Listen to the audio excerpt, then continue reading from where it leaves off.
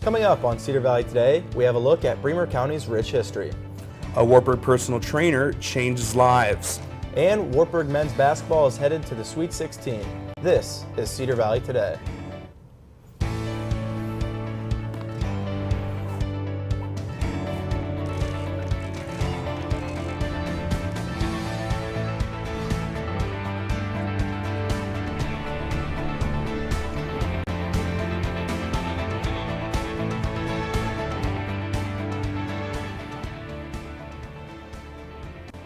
Hello and welcome to Cedar Valley Today. I'm Tyler French. And I'm Tyler Metcalf.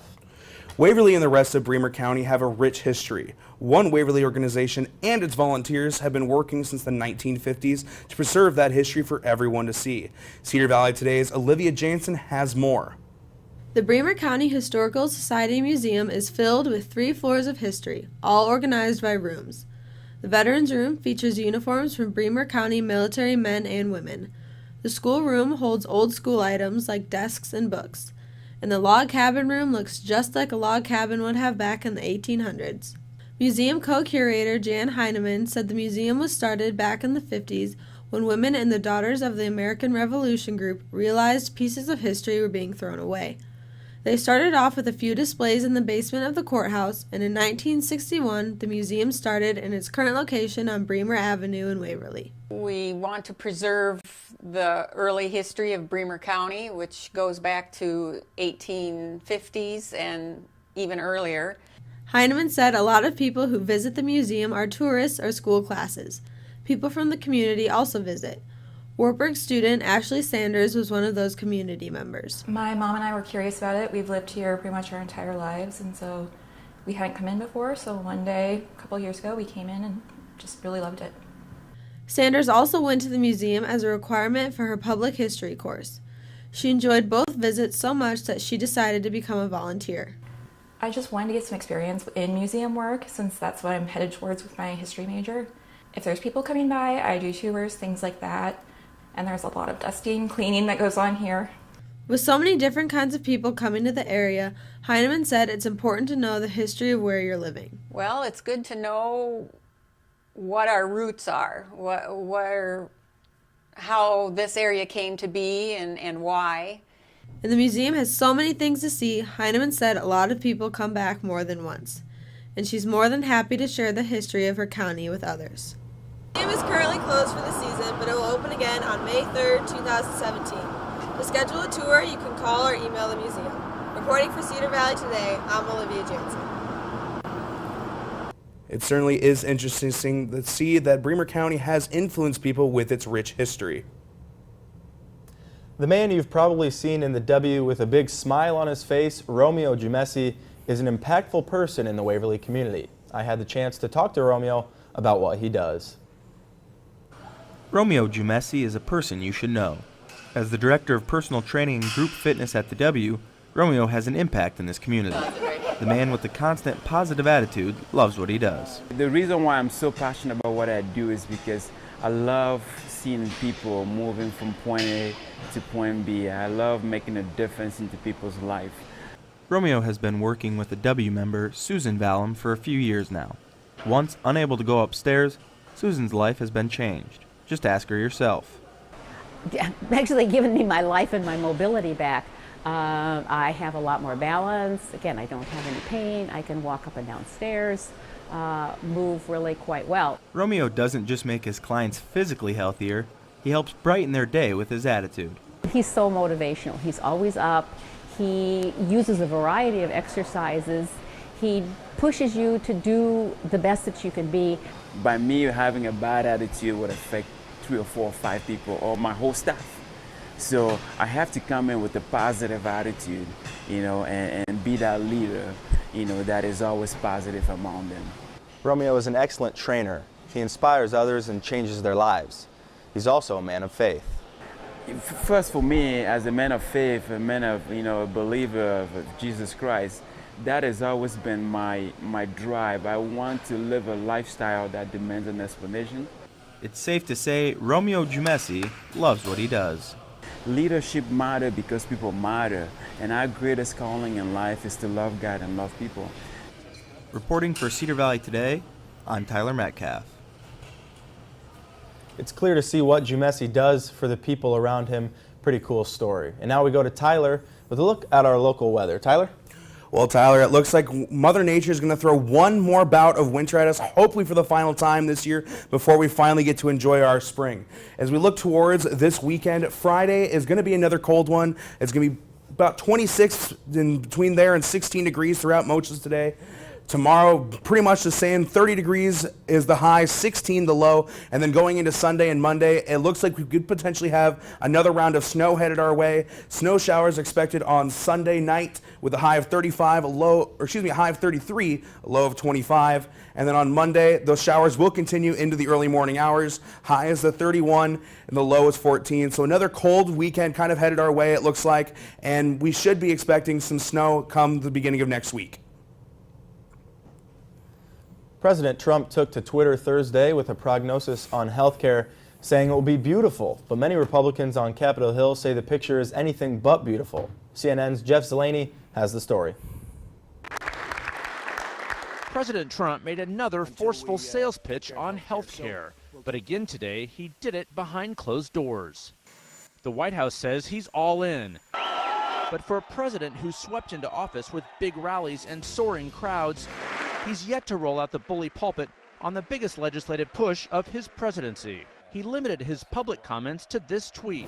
Despite what you hear in the press, healthcare is coming along great. We are talking to many groups and it will end in a beautiful picture. That's a charitable assessment, considering conservative criticism is raging over the Republican plan to overhaul the American healthcare system. Good morning, everybody. Speaker Paul Ryan rolled up his sleeves, literally, to explain the bill that has sparked a feud inside the GOP.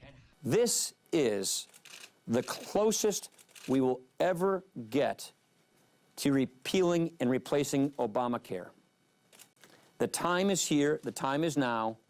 This is the moment, and this is the closest this will ever happen. Several prominent Republicans believe the president and GOP leaders are pushing too fast. Senator Tom Cotton of Arkansas is among those sounding the alarm. House health care bill can't pass Senate without major changes, he wrote on Twitter. To my friends in the House, pause, start over, get it right, don't get it fast. Good to see you guys. At the White House, Press Secretary Sean Spicer downplayed the concern. No matter where you are, especially on the conservative side, you cannot possibly believe that the current healthcare system is an effective program. It is a monstrosity. It is a government gone wrong.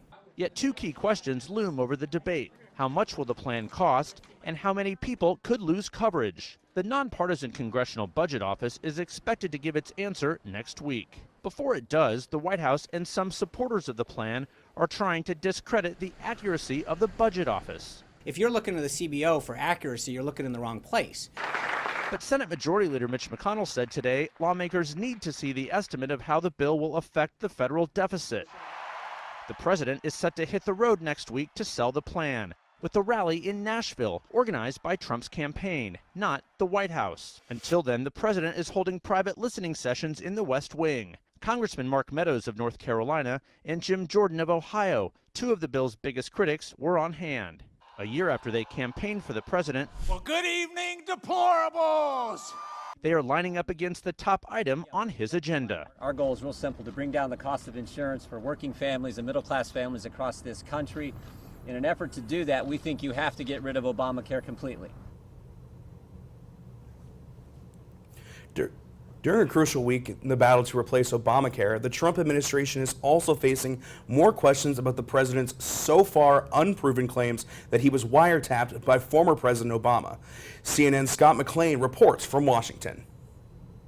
President Trump has not offered evidence to back up his bold wiretapping claim. He's also not getting much backup from his vice president, who seemed to duck the question during a local news interview. Yes or no? Do you believe that President Obama did that? Well, what I can say is that the President and our administration are very confident that the congressional committees in the House and Senate that are examining issues surrounding the last election, the run-up to the last election, will do that in a thorough and equitable way. The allegation stems from a series of presidential tweets Saturday morning, accusing former President Obama of wiretapping Trump Tower before the election. The White House press secretary says there's no reason to think the president is the target of an investigation that would warrant surveillance. He's asking Congress to get to the bottom of this. Let the Senate do their job and the House, intelligence committees, and then report back to the American people. At least 2 senators are also looking for answers. We sent a letter to the Department of Justice and the FBI asking them for any information that they may have used to obtain a warrant. All I can say is the country needs an answer to this. Meanwhile, the leading Democrat on the House Intelligence Committee says Trump will be, quote, exposed if an investigation reveals his claims have no merit. I think what Sean Spicer and the president wanted was to take this spurious claim and try to bury it in a closed hearing in the Intelligence Committee. We're not going to allow that to happen. In Washington, I'm Scott McLean. After the break, we've got some sports action coming for you, and we'll take a look at men's basketball preparation. Take a look under your bed. Find stuff under there? What about jobs? No? Now try your closet. Still no jobs? Just more stuff? Calls me googly eyes. You know you're beautiful, right? You know that? Even you're beautiful. I got bullied for wearing glasses. Share if you're against bullying. We put it out there, just took off. 3 million people have shared this post. Don't let bullies get you down. I stand with you. Our whole family's wearing glasses. I wear glasses and I'm proud. I even have the army on my team. All the kind comments brought my child joy. I don't feel thank you is enough. Next.